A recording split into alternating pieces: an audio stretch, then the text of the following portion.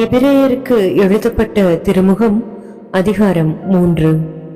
இயேசு கிறிஸ்து மோசேக்கும் யோசுவாவுக்கும் மேலானவர். இயேசு மோசேயை விட மேலானவர். எனவே தூய சகோதர சகோதரிகளே, விண்ணக அழைப்பில் பங்கு கொண்டவர்களே, நாம் அறிக்கையிடும் திருத்தூதரும் தலைமை குருவுமான இயேசுவை பற்றி எண்ணி பாருங்கள். கடவுளின் குடும்பத்தினர் அனைவரிடையேயும் மோசே நம்பிக்கைக்குரியவராய் இருந்தார்.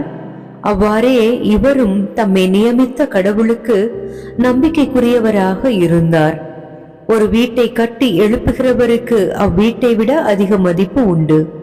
அதுபோல இயேசுவும் மோசேயை விட அதிக மேன்மை பெற தகுதி உடையவராகிறார். ஏனெனில் ஒவ்வொரு வீட்டையும் கட்டி எழுப்ப ஒருவர் இருப்பது போல எல்லாவற்றையும் கட்டி எழுப்புகிறவர் ஒருவர் இருக்கிறார், அவர் கடவுளே. ஊழியன் என்னும் முறையில் மோசே கடவுளின் குடும்பத்தார் அனைவரிடையேயும் நம்பிக்கைக்குரியவராய் இருந்தார். கடவுள் பின்னர் அறிவிக்கவிருந்தவற்றுக்கு சான்று பகர்வதே அவரது ஊழியமாய் இருந்தது.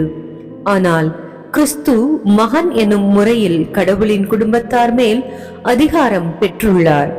துணிவையும் எதிர்நோக்கோடு கூடிய பெருமையையும் நாம் உறுதியாக பற்றி கொண்டால் கடவுளுடைய குடும்பத்தாராய் இருப்போம். கடவுள் தரும் ஓய்வு.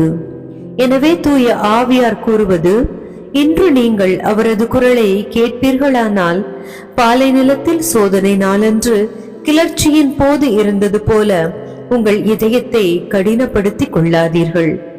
அங்கே உங்கள் மூதாதையர் 40 ஆண்டுகள் என் செயல்களை கண்டிருந்தும் என்னை சோதித்து பார்த்தனர். எனவே அத்தலைமுறையினர் மீது வெறுப்பு கொண்டு எப்போதும் இவர்களது உள்ளம் தவறுகிறது. என் வழிகளை இவர்கள் அறியாதவர்கள். எனவே நான் சினமுற்று, நான் அளிக்கும் இளைப்பாற்றியின் நாட்டிற்குள் நுழையவே மாட்டார்கள் என்று ஆணையிட்டு கூறினேன் என்றார் கடவுள்.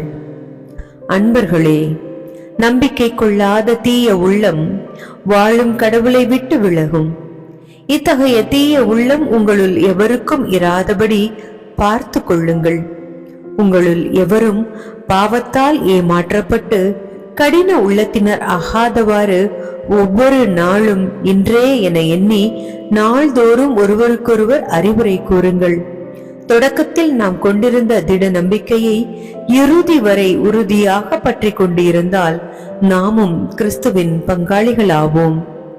இன்று நீங்கள் அவரது குரலை கேட்பீர்கள் என்றால் கிளர்ச்சியின் போது இருந்தது போல உங்கள் இதயத்தை கடினப்படுத்தி கொள்ளாதீர்கள் என்று கூறப்பட்டுள்ளது. அவரது குரலை கேட்டும் கிளர்ச்சி செய்தவர்கள் யார்? மோசேயின் தலைமையில் எகிப்திலிருந்து வெளியேறியவர்கள் அனைவரும் அல்லவோ? 40 ஆண்டுகள் கடவுள் சீற்றம் கொண்டது யார் மீது? பாவம் செய்தவர்கள் மீதல்லவோ?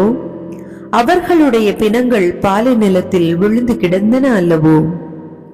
நான் அளிக்கும் இளைப்பாற்றியின் நாட்டிற்குள் நுழையவே மாட்டார்கள் என்று யாரை பற்றி ஆணையிட்டு கூறினார்?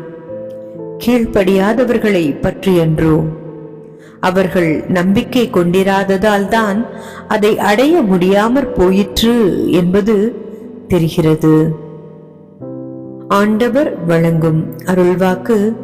இறைவா, உமக்கு நன்றி.